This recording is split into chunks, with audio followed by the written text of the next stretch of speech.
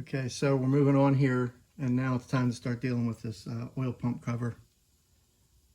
That covers the timing chain here.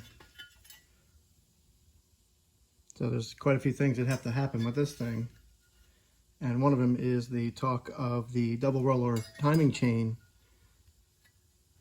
having an interference problem with this tab right here for the cam sensor. It is like ridiculously close to this. As a matter of fact, this piece of welding rod, which is about 60 thousandths, I could not put between this and the gear. I couldn't put between this and the chain. This is basically sitting against the gear for the cam. And the chain is kind of sitting right on the top surface of it. So the chain's riding on this, and the gear's riding on this. So you can't let that roll like that. So the timing cover in the vise here. There's a couple of oiling mods to be done here. And one of them is the main one, and that's going to be this passage right here, which travels all the way down here, and then feeds right here through the block. And this one basically is just a little narrow, so you open it up to a 1/2 inch. And I just happen to have this long 1/2 inch drill bit from the last white tee that I did. I took this from work and I've held on to it for about 10 years. I still have it. So this is your 1/2 inch drill bit that you would use. You're going to drill straight down into this cavity. Then you're going to drill into this intersecting cavity right here. 1/2 inch and 1/2 inch. This top hole right here feeds this square here at the top. And you can see all the flashing that's inside of there. This hole right here gets left alone for the most part because it's a blank hole. It kind of goes to the block, to the iron block. Seals up to the block right here. Nothing feed. I don't think anything feeds there. And then down here, you're going to radius that and catch any flashing. But this is your main one that gets opened up to a 1/2 inch here and here. So probably going to do that mod.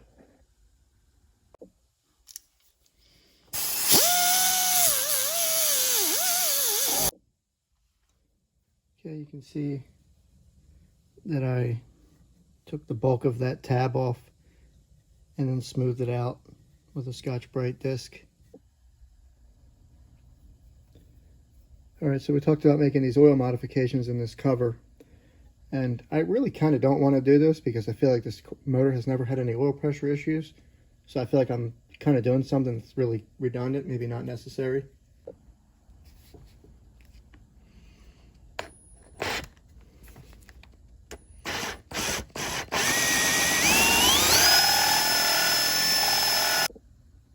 You can actually see in there the size of the step that I'm making. So that's about how much I'm opening it up. And now we've done the connecting hole here. And now I'm going to drill out this hole here, which you can see the drill bit does not currently fit into. You can see I'm making progress. That's how much you're opening it up.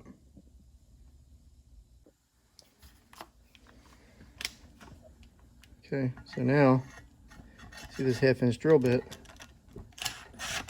goes all the way in. I don't know, what do you think? More flow?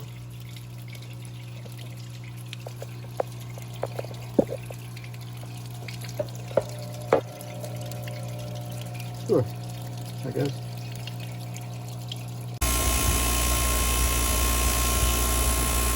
These are the bolts I took out of the water pump and the timing cover, and obviously they're just cheap. So I'm going to use this wire wheel I bought specifically for this job from I think I got this from Lowe's, but I'm going to clean these up with the wire wheel.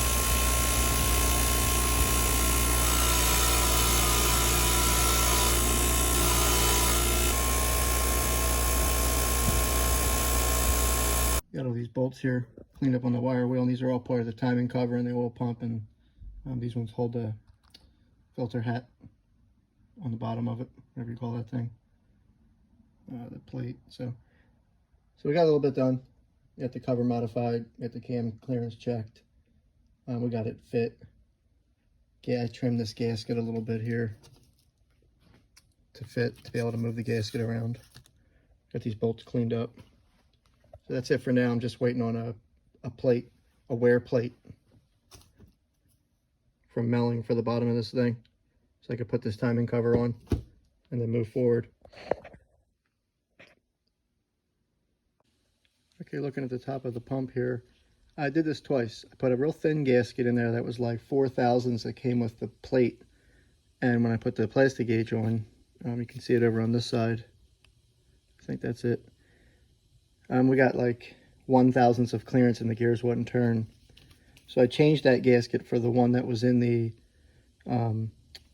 intake gasket kit that came from either Victor Reinz or Velpro, because I got two kits. But you can see this is the line here.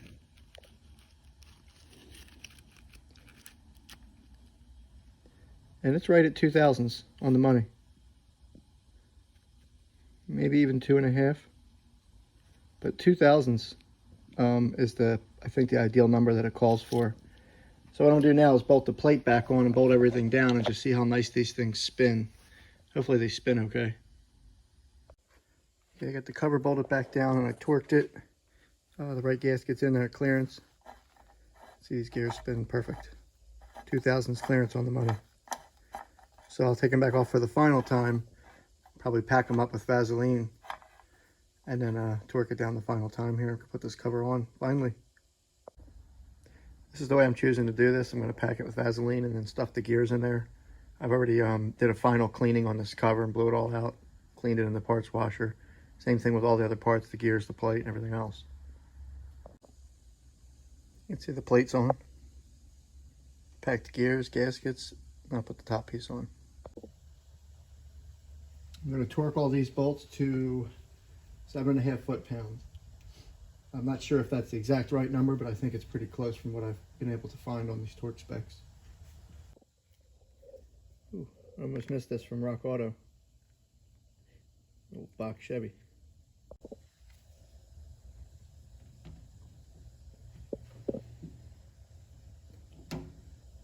Thank you, Rock Auto.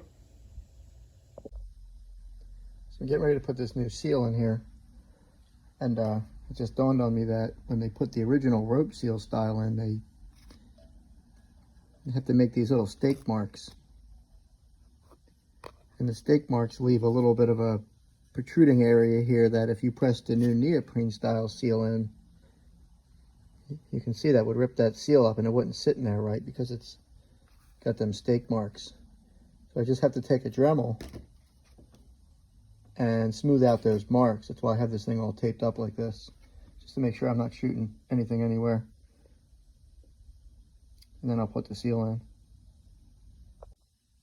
I ended up buzzing all the way around the whole circle because the flashing was all sitting high everywhere. So now it's flat there. The inner ring is flat where the pinches are, the stake marks. Here's just a quick update on me putting the oil pan on. I'm not going to make this long and drawn out. It's a good thick Cometic gasket. It's about $30. Great gasket. I've had great luck with it before. They don't leak. I added 4 dabs of RTV, Black Right Stuff RTV. In each of the parting lines for the back of the rear main, there's one on one side, one on the side. So I put RTV over that crack real good and RTV on that crack real good. Underneath this gasket on this corner and this corner for the timing cover. And then I laid the gasket down. Now this gasket could go on dry. A lot of people put it on dry, have good luck. I have trust issues. So I don't know. I got to RTV things. I don't ever want this thing to leak. So I just put a really, really thin bead, real thin. Just basically, I'm thinking it might bond that tin oil pan to this gasket without giving me any problems. So just a real thin bead just to kind of lock the pan to the gasket so I don't have to go in and retighten it all the time. And I also changed this gasket for this oil pickup tube. I didn't replace the tube because, again, I have trust issues. I know this one made it 62,000 miles. I never had any failures or problems. I cleaned it out real good. And I put a new Velcro gasket in there. And I put red Loctite on these 2 bolts and torqued them down to 96 inch-pounds. So that's all I'm doing here for this oil pan. Okay, oil pan's on. Everything's torqued down. I hope I got that stud in the right spot. I think it's for the transmission cooler lines. pretty sure that's in the right spot, but if it needs to go back one, I can always switch it. It's not the end of the world. But it's torqued down, it's sealed up nice. I'm pretty confident we're going to get a leak-free application here. Now we can spin it over and move on to something else. I noticed one thing I kind of made a mistake on here is I should have probably painted this timing cover, and I was just so eager to get it on that it's going to be difficult to paint, so I'm not sure how I'm going to handle that, but I'll have to think of something. We'll figure it out. You can see I have this cover installed on here. So I came out here one day and I just threw it on. I didn't film any of it. The only thing really important to note about it when you're installing the cover is that there's quite a few bolts here that are long and they go into the engine block. There's a few on that side. I think this one down over here that holds the cam sensor or the crank sensor in. You have to seal those bolts going into the block, otherwise fluid can leak through. So I take a pick and I stick it in the block and identify which ones are going into a blind hole or going into a hole that's wide open. And I use this Permatex thread sealer, just a paste. Just take it out, you paste the bolt, and then you insert it into the block. So that'll seal that up. Other than that, it's pretty straightforward. This water pump I think I'm going to replace. I've kind of been talked into that. This is a 60,000 mile water pump, and I think water pumps are pretty cheap, so I might take it back off and do it. So that's why I'm waiting to paint this, because I still have to put a water pump on here. I might put the heads on it and paint the heads all at the same time, so heads and this timing cover with the water pump off. So that'll make this a lot easier, since I should have painted it before I put it on. But other than that, we're getting a little closer here, so that wraps this up. I do have a list of parts here that are ready to go on. I have motor mounts and just a bunch of different stuff here. But it's all really, I think the head should go on next, and I do have the head gasket from Kinetic. They finally came in, and I'm waiting on a can of Hylomar to spray them, which is like an adhesive that really seals any imperfections. And this block surface wasn't decked here by a machine shop, so you know it's not a fresh surface. So to me, to Hylomar, or some people use copper spray, that's fine, but I use Hylomar. It's worked for me over in a lot of different setups. But I'm going to spray that gasket on that side so that it seals and bonds to that head surface pretty well. Paint the heads, and then start putting the intake on and everything else. So one thing I want to note is this seal for the crankshaft that goes into the back of this cover. I'll show you some cutaways of it. That thing was a nightmare. I went through 4 seals actually, or 3 seals, and the reason is because the original factory puts a rope seal in there with like a metal journal bushing thing, and they stake it in, and they leave these big giant stake marks in there. And the first seal I put in, I have a picture of it, I think I threw it away. It had the rubber on the side of the seal was just destroyed as soon as it went in. It just started protruding out of the cover, so that had to come back out. And then I buzzed some of those marks out of the cover again, and I just kept doing it, but it just kept eating up seals. And then finally I really took the time and realized I think this cover might even be a little bit out of round, or something's going on. But I finally got a seal to go in there nice and straight and smooth, and it was a real pain in the ass. So I'm kind of glad that's over with. But the other than that, this part's done, so I have to set this crankshaft sensor, put the balancer on. I cleaned the back of this balancer up. This is the reluctor wheel right here. So this little thing passes through the crank sensor. It doesn't look like that when it comes off. It's black. You can't even tell what it is. But after you clean it, it's like, wow, it's metal. I didn't even realize it was metal like that. But yeah, this will go on. Set this cam sensor, or crank sensor, I keep saying cam sensor, and move forward.